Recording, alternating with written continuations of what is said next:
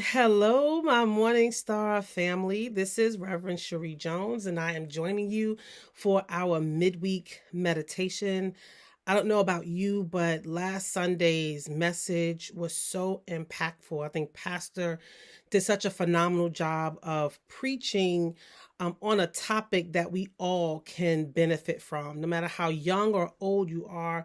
All of us need to know how to handle conflict. And that was the main theme of Pastor's sermon. He is in this great preaching series called I Want to Be Great.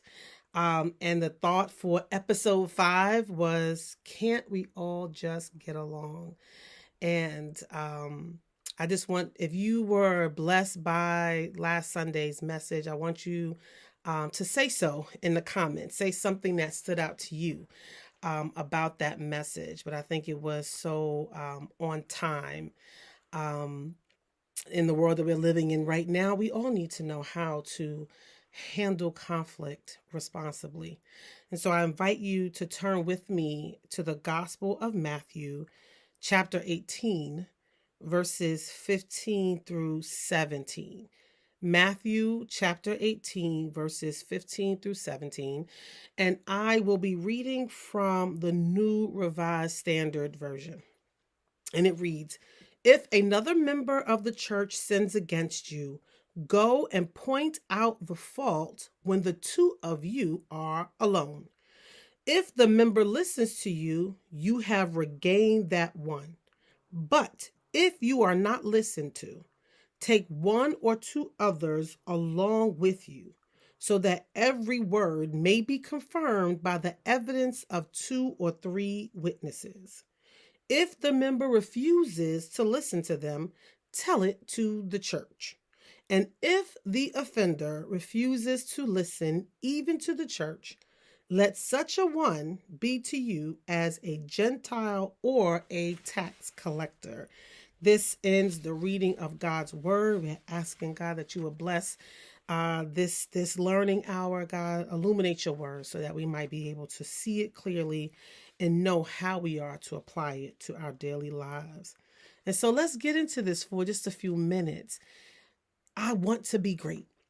Right? That's the overarching theme of this sermon series for Pastor Jones. And you might ask yourself, what does handling conflict have to do with greatness? And it has everything to do with greatness. It is essential. As a matter of fact, Pastor said that greatness can be seen in how we handle conflict responsibly. That is a sign of greatness. If you know how to handle conflict responsibly, that is a sign of greatness, right? It's not about the titles you have. That's not greatness. Really, our behavior, our integrity, of how we carry ourselves, our deportment, the words that we use. Those are some things that give people an indication of who we are truly, right? It's not about the externalities. And so here today in Matthew chapter 18, Jesus talks about how to handle conflict. And Pastor Jones made a good point of saying that even though in the text is translated in verse 15, it says, if another member of the church sins against you, right? It says if, almost like there's a possibility that it won't happen. But what we realize is that conflict is not a matter of if, it is a matter of when. Because all of us can think of a time when we found ourselves in some form of conflict with another person. And it could be something as simple as a difference of opinion on something. It could be something even more dynamic where a person just genuinely doesn't like you and is seeking to sabotage you in some way, right? There's a spectrum of in terms of conflict, and we have conflicts even as children, right? And we have to learn how to handle conflict. It could be kids on the playground and someone snatches a ball out of another kid's hand because they want to play with the ball. How do you handle that? As a kid who had the ball snatched out their hand, are they going to start fighting because the ball was taken from them? Are they going to go to an adult and say, listen, this person took the ball from me? How are you going to manage conflict? This is a life skill that we all have to master, and we're required to do it. We're called upon to do it as early as our formative years, right? And so this is an important message. I thought it was such a timely sermon that Pastor Jones gave us, because many of us, and I wonder how many of you out there right now would raise your hand and say, yeah, I'm in the midst of a conflict right now. And so this sermon series is right on time, particularly as we think about the world we're living in right now, and seeing that come January, we will have a new president who oftentimes does not seek the higher ground, but, chooses to go low when everyone else wants to be high. And so I think this is a good time for us to look at and prepare ourselves for those times in our life where we will find ourselves embroiled in a conflict. So just for a few minutes, I want to just highlight some of the things that was discussed on Sunday. And so one thing is that Pastor Jones said that with conflict is really, why do we have, before you can even start to resolve conflict, you first need to understand the nature of conflict, right? So you got to get to the root of it. And conflict, he said, we have conflict because all of us have different personalities, priorities, perceptions, and preferences. And then I added on there, I said, I thought we also have different perspectives, right? So he said different perceptions or different perspectives, right? So all these P's, but these are just different ways in which we may find ourselves in conflict, because one thing we know is that personality clashes can cause conflict. If there's a person who is more boisterous, more extroverted, more aggressive, and they have to work with a person who might be a bit more introverted, maybe more laid back, more reserved. And so oftentimes personalities, because people are not of the same personality, there could be conflict. But even if you have the same type of personality, oftentimes you have two hotheads, that can also be cause for conflict. But then we also have priorities, right? So all of us have our own value system. And so we can't think that because what is of value to me, and if you don't have those same values, it makes you less than, right? I shouldn't think less of you. I shouldn't have any kind of critique of you because our value system, our priorities are different. And then he said there are different perceptions, right? Different, or I would say even perspective. So we see things differently. We perceive things differently. And so oftentimes I think perception is normally what leads to conflict, right? Because we see there could be, you can send someone a text message, and I think miscommunication is a part of that perception piece. You can send someone a text message, and with anything that's written, we kind of have to add our own intonation to it, right? And so we can read something that someone has sent to us and have a misconception of what it is they meant. We can perceive that they said it in a certain way and they may have meant it in another way, right? And so perception can also, a difference of perception can cause conflict. And then he also said preferences, right? And so I loved his example. We're talking about, we all have our preferences, right? How we like certain things, how we like certain people. Everybody got their type of person whom they're attracted to. Everybody has their preference for how they like to eat their food, how they like to wear their clothes, how, all these different things. We all have our preferences, right? But guess what? Just because someone has a different preference than me, it doesn't mean it has to be this big deal. It's like, listen, you like it, I love it. Right? And so everything doesn't have to be cause for conflict because we have difference of opinion. We have different preferences, different priorities, different perceptions, and different personalities. But what is important is that we learn to handle those conflicts responsibly. And I believe that part of conflict resolution, and this has been my experience with having to resolve conflict in my years of doing youth ministry in so many capacities, oftentimes miscommunication or lack thereof is at the heart of some conflicts, right? And so we have to be willing to have the difficult conversations if we really seek to resolve a conflict. Now, if you like mess and you like drama and you like stirring the pot, then you're not a person who seeks to resolve conflict. You're a person who likes to keep conflict going, right? But Jesus is calling us to a higher standard. He's calling us to a higher standard and saying, when conflict happens, you have to be responsible. You have to go high when they go low. You have to seek resolution. How do I know that? Because in verse 15, he says, if another member of the church sins against you, go and point out the fault with the two of you alone. So first you handle it one-on-one, right?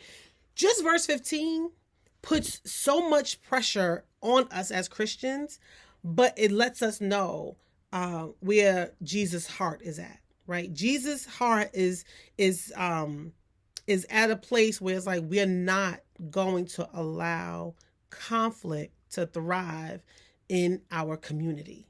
And so that could be in the church, it could be in your family, it could be in your workplace. You cannot allow conflict to take root and thrive in any healthy, and if you seek to have a healthy environment, you cannot allow conflict to reside there, right? And so what he is saying in verse 15 is, even though you were the one who was offended, you have the responsibility to go to the person, to the offender, and seek resolution. And some people are like, that's not fair.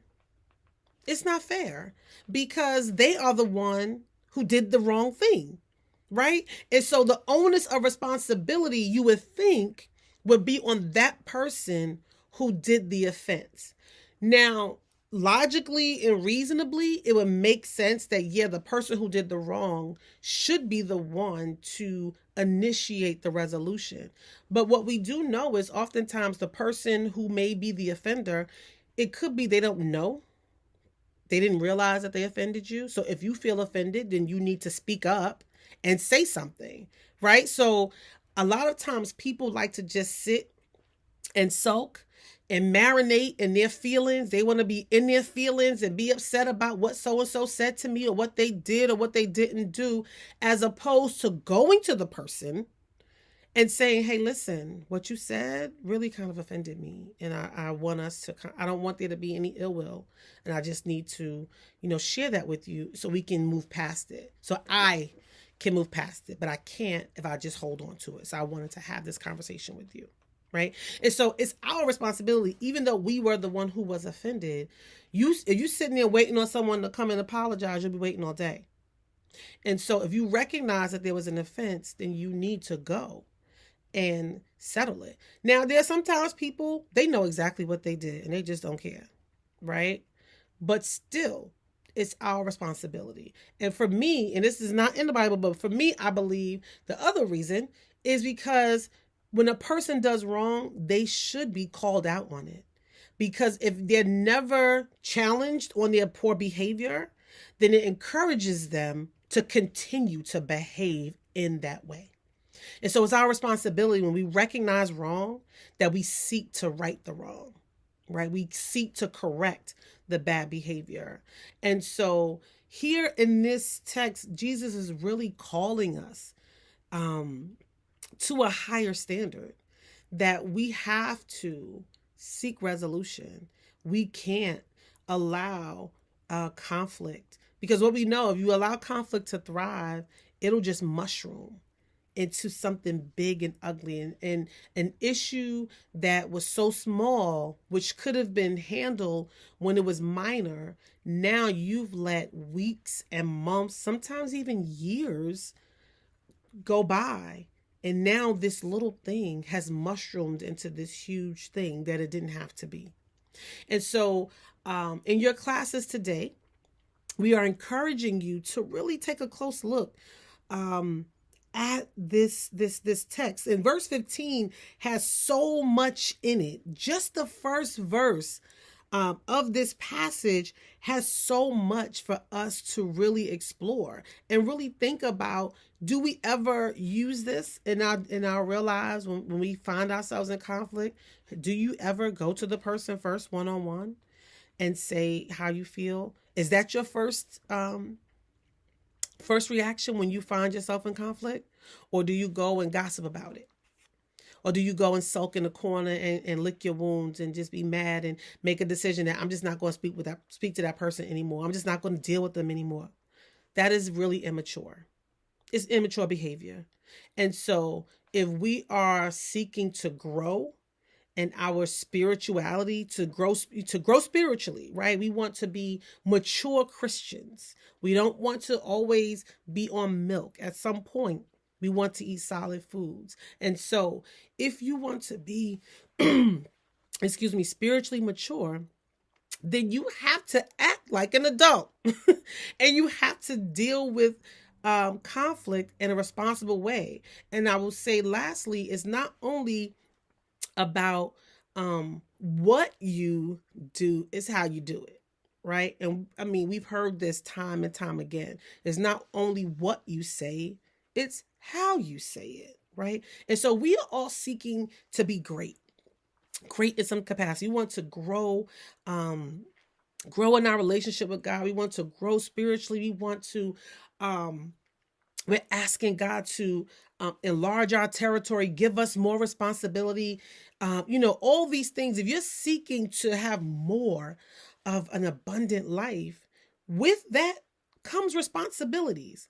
And in the midst of that, there's going to be some conflict. There's going to be some difference of opinions. You're going to have to encounter people who are not like you, who may have a different background than you, who may have a different value system than you. And how are you going to handle those relationships? How are you going to handle those difference of opinions, those conflicts when they arise? How are you going to mediate conflicts when it happens at your job or in your family or in your church? We have to seek resolution. We cannot be satisfied with just letting things just go. Like, I'm just going to go with the flow, whatever. It'll be what it'll be. No, we can't stick our head in the sand and hope that the problem will resolve itself. At some point, we have to be courageous and mature and responsible enough to handle the conflict.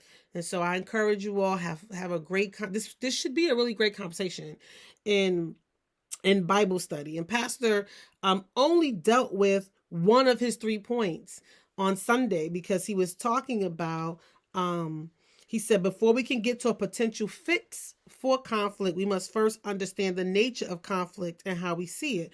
And so his first point was conflict is inevitable, right? So that's what we were talking about already. It's not a matter of if you have conflict, it's a matter of when. And so in your classes, dig into that, the inevitability of conflict.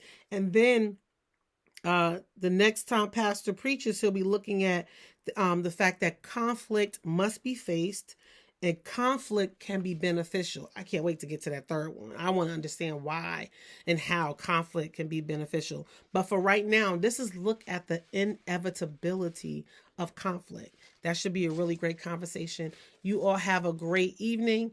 I can't wait to see you on Sunday. Love you.